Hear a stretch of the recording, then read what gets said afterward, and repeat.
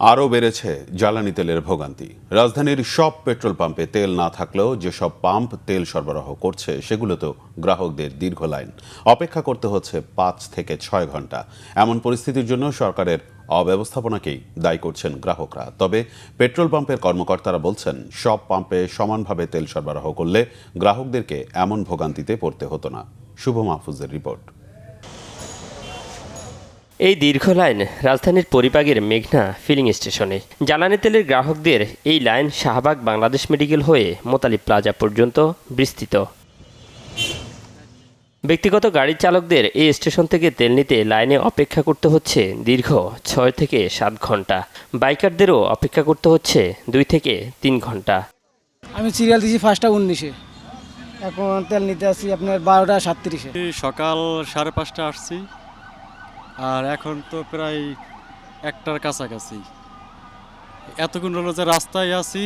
অব্যবস্থাপনায় বলবো এটা, কারণ যেহেতু আইসা মনে করেন যে সেই 9:30টায় ধরছি, লাইন ধরছি, আর এখন পাবো এই অবস্থা। আপনার কি মনে হয় যে বাংলাদেশে প্রতিদিন যে গাড়িগুলো লাইনে দাঁড়াচ্ছে সবারই কি আসলে তেল প্রয়োজন আছে? একই চিত্র রমনা ফিলিং স্টেশনের জ্বালানি তেল গ্রাহকদেরও। এই পাম্পের গ্রাহকদের বিস্তৃতি হাইকোর্ট মোড় ঘুরে প্রেস ক্লাব হয়ে শিল্পকলা একাডেমি পর্যন্ত। সকাল 8টা থেকে তেল সরবরাহ শুরু হলেও দুপুর 2:15টায় মজুদ ফুরিয়ে গেলে তেল সরবরাহ বন্ধ করে দেয় কর্তৃপক্ষ।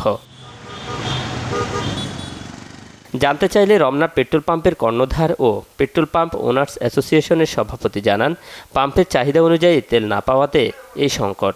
আমার প্রতিদিনের তেল লিফটিং ছিল 27,000 থেকে 31,000, এটাই দিয়েছেন ওনারা গত পুরো মাস। হঠাৎ করে আজকে 4 দিন যাবো 31,000 থেকে এটাকে নামিয়ে নিয়ে আসছেন 18,000-এ। আমার পেছনে সচিবালয়, বামে হাইকোর্ট সুপ্রিম কোর্ট, ডানে কমিশনার বিল্ডিং, 50 মিটারের মধ্যে NSI হেডকোয়ার্টার, 100 মিটারের মধ্যে পুলিশ কন্ট্রোল রুম এবং পুলিশ কমিশনার অফিস। তো এত একটা সেন্সিটিভ এবং ইম্পর্টেন্ট জায়গায় ওনারা কি করে 31,000 থেকে সাপ্লাইটা হঠাৎ 18,000-এ নিয়ে আসলেন? 13,000 লিটারই নাই। তো এই 13,000 লিটার তো আমার এখানে শর্টেজ হয়ে গেছে। পাম্প স্টেশনের কর্মকর্তাদের অভিযোগ, প্রয়োজন না থাকলেও প্রায় 50% গ্রাহক সামান্য কিছু তেলের জন্য লাইনে দাঁড়াচ্ছে।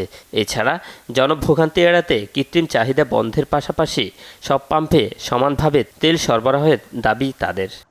প্রত্যেকটা গাড়ি ফুল ট্যাঙ্কি লোড করা, তারা 500 টাকার তেল চায়, বাট 200 টাকারও তেল যাচ্ছে না। যার ডিমান্ড 1 লিটার সে নিচ্ছে 5 লিটার, যার কারণে এই প্রবলেমটা বেশি ক্রিয়েট হচ্ছে। অ্যাট এ টাইম যদি সবগুলো পাম্পে তেল দেওয়া যেত সকাল থেকে সন্ধ্যা পর্যন্ত, তাহলে এই গ্রাহকগুলো বিভিন্ন পাম্পে ছড়িয়ে যেত, লাইনটা এত দীর্ঘ হতো না।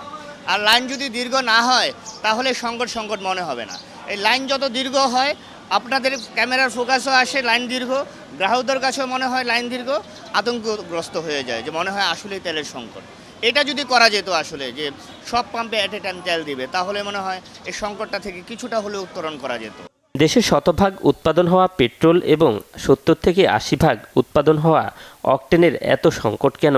এমন প্রশ্ন রেখে সমস্যা থেকে উত্তরণে সরকারকে কার্যকর পদক্ষেপ নেওয়ার আহ্বান জানান সবাই। অকটেন পেট্রোল এগুলো আমাদের দেশেই হয়, তাহলে ক্রাইসিস হওয়ার কোনো কথা না। শুভ মাহফুজ, বাংলা ভিশন, ঢাকা।